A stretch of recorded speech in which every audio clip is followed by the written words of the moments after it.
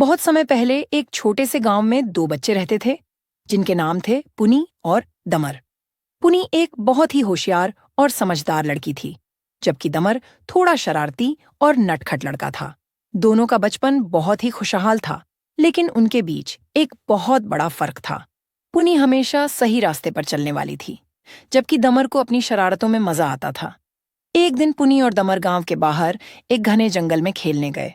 पुनी ने दमर से कहा, हमें जंगल में जाने से पहले हमारी माँ की बातें याद रखनी चाहिए। दमर ने हंसते हुए कहा, अरे, क्या तुम डर रही हो? कुछ नहीं होगा। पूनी ने दमर की बातों को नजरअंदाज करते हुए उसे समझाने की कोशिश की, लेकिन दमर अपनी शरारतों में व्यस्त था। जंगल में पहुंचते ही दमर ने एक बड़ा सा पेड़ देखा और उस पर चढ़ने की सोचने लगा। पूनी, देखो, मैं पेड़ पर चढ़कर तुमसे पहले वहां पहुंच जाऊंगा, उसने पूनी से कहा।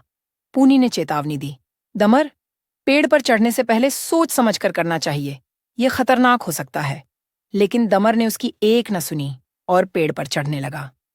कुछ समय बाद दमर ने चढ़ाई करते करते बहुत ऊंचाई पर पहुंच गया, लेकिन तभी उसका पैर फिसल गया और वह नीचे गिरते गिरते किसी तरह एक शाखा पर लटक गया।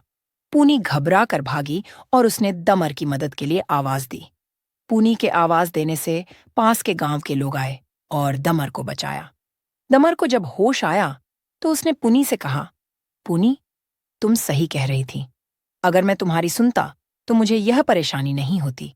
पुनी मुस्कुराई और बोली, दमर, शरारतें तो हम सब करते हैं, लेकिन हमें कभी भी सुरक्षा और समझदारी को नजरअंदाज नहीं करना चाहिए।